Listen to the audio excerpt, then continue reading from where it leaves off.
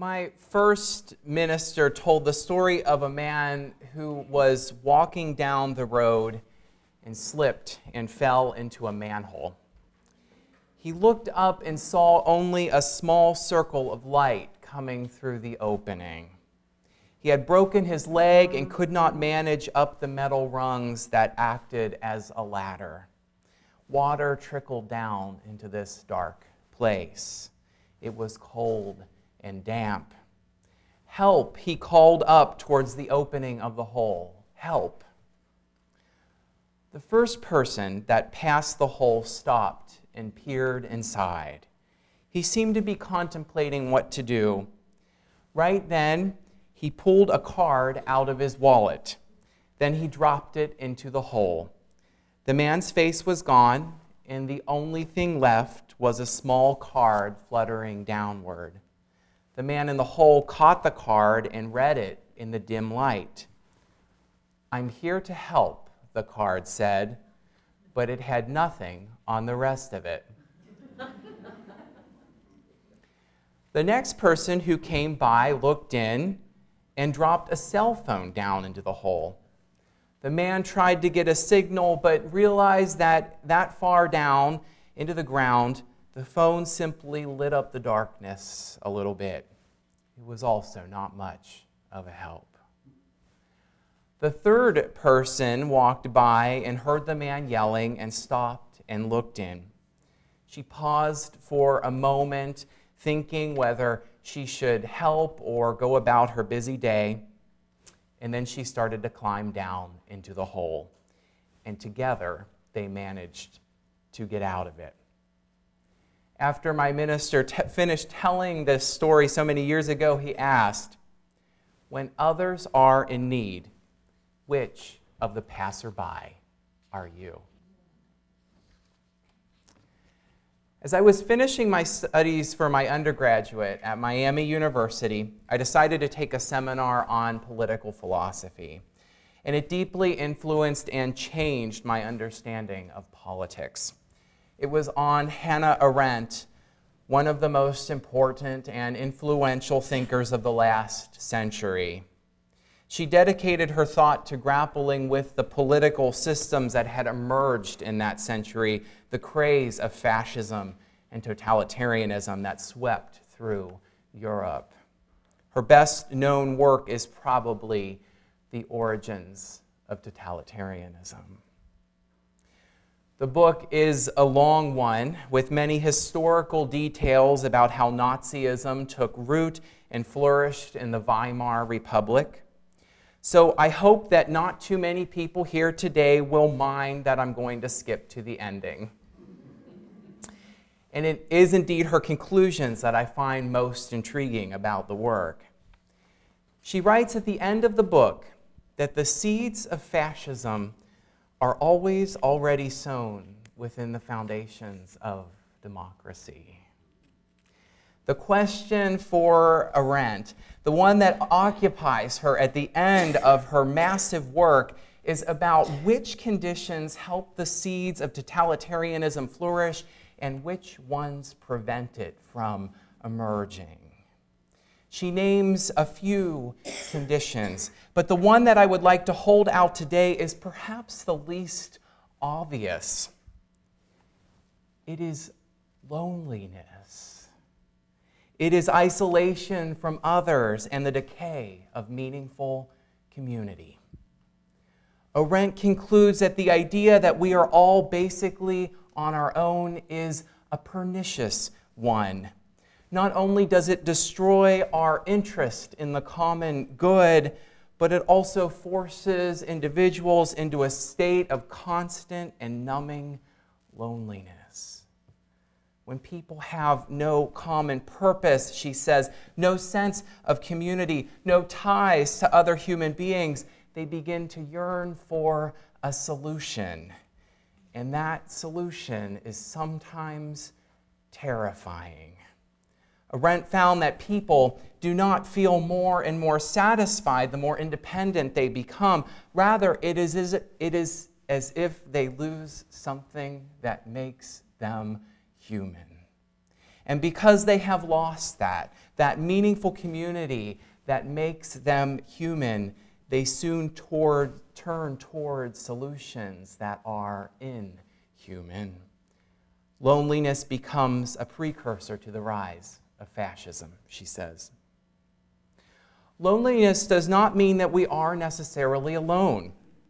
Arendt says that loneliness is most acute when we are in the presence of others.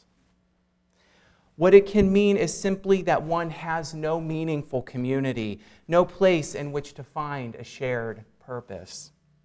This happens when human interaction is reduced to consumer exchanges, bureaucratic management replaces public participation, and political dialogue degenerates into talking points.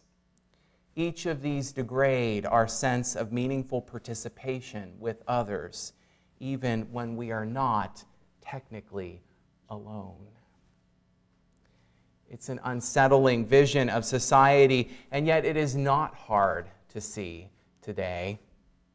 I have no relationship with the vast majority of the people that I interact with on a daily basis. The clerk at the store, the man on the treadmill next to mine at the gym, the woman in front of me in line at the DMV. Most people in our lives are treated like they are superfluous, as objects that either help us get where we need to go or that get in our way. We are completely alone in many of the groups that we find ourselves in. Now, Arendt saw in the 1950s that there were fewer and fewer avenues in American society for meaningful public participation. She said that we were becoming more and more like groups of people who are completely alone and lonely. And I think not much has changed. But I think that there is one important exception to the mostly meaningless interactions that we have with other people. Blogger Jane Roper published a piece called "Why I Finally Joined a Church." Much of it is quite humorous. It reminds me of Anne Lamott, who quips to her bewildered friends that question her about why anyone would join a church. And Roper's reasons do not disappoint. Her children are one reason. Our twin daughters are only 3, she writes. Currently, their big questions are mostly along the lines of, where is my Cookie Monster doll? And can't I have more raisins? But she continues, it won't be long before they'll start asking what happens to people after they die, and why so many bad things happen in the world, and whether or not there's a God. There will be other, less metaphysical religious questions they'll need to answer too, like, who is the lady in the blue dress standing in the clamshell in our neighbor's yard, and can we get one? Roper goes on to talk about church as being one of the few places that are left to genuinely connect with other people. She calls church a place where a group of people can work together, give of their time and talents, and support each other through life's joys and sorrows, not because they're family or even because they're necessarily friends, but because they believe that it's important to do this in order to be human. It's an important part of being human. Unitarian Universalism is a non-creedal faith.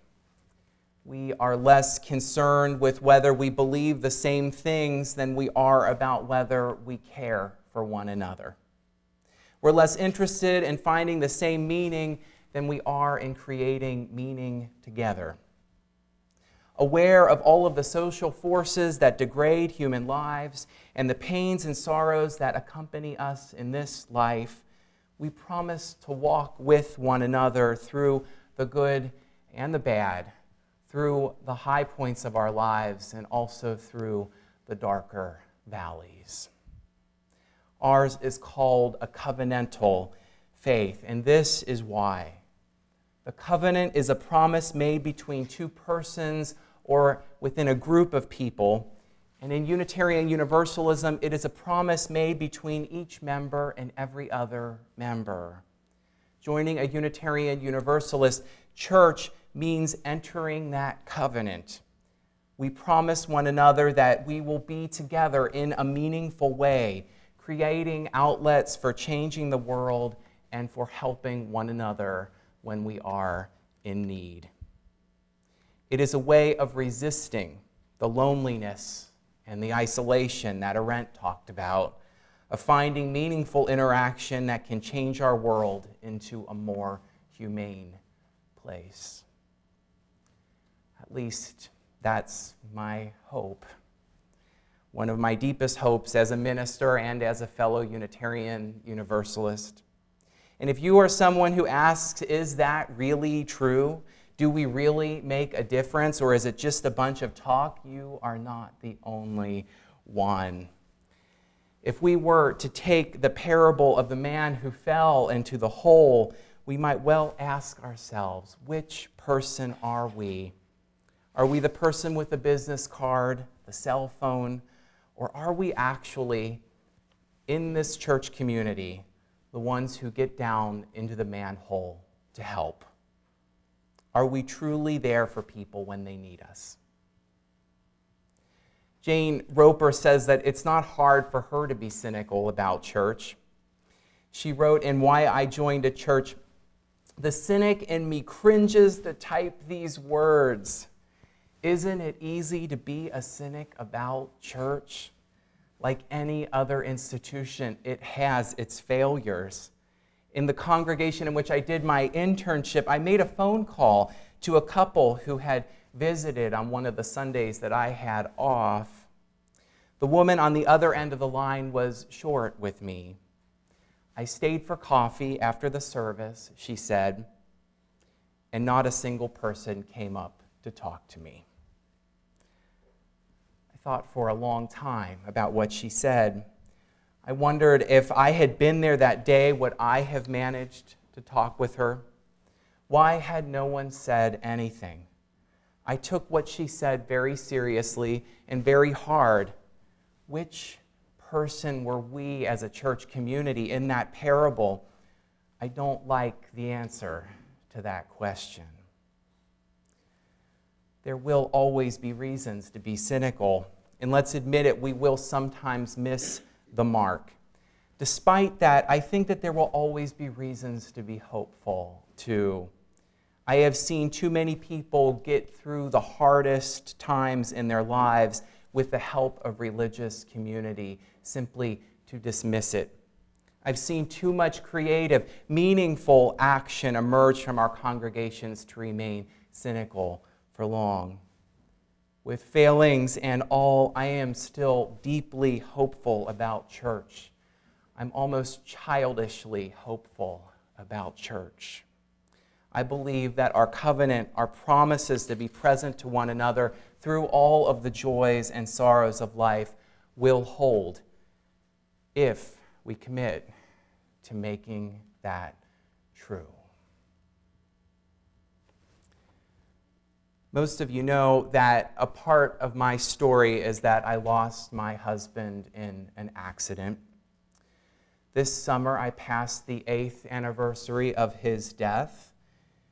And what's true for me is that the grief never goes away, but the edges do get a little bit softer with each year. And as one of my mentors once said to me, the pain will turn to gratitude at some point. I didn't believe him at the time. I didn't even quite know what he was talking about, but I feel like I'm starting to know now. When I look back at that terrible time, I remember how alone I felt. It was such a free fall into a new life with lots of jagged edges. And most days I was simply cut to ribbons. On one particular day, not long after the accident, I was on my way home. The grief that day was unbearable. As I walked up to my lime green colored house, smelled the air of the nearby ocean, and contemplating spending one of my first nights alone without my husband, I felt overwhelmed and abandoned. I literally didn't know how I was going to do it. I took out my keys and opened the door and walked into the corridor where the mailboxes for the duplex were.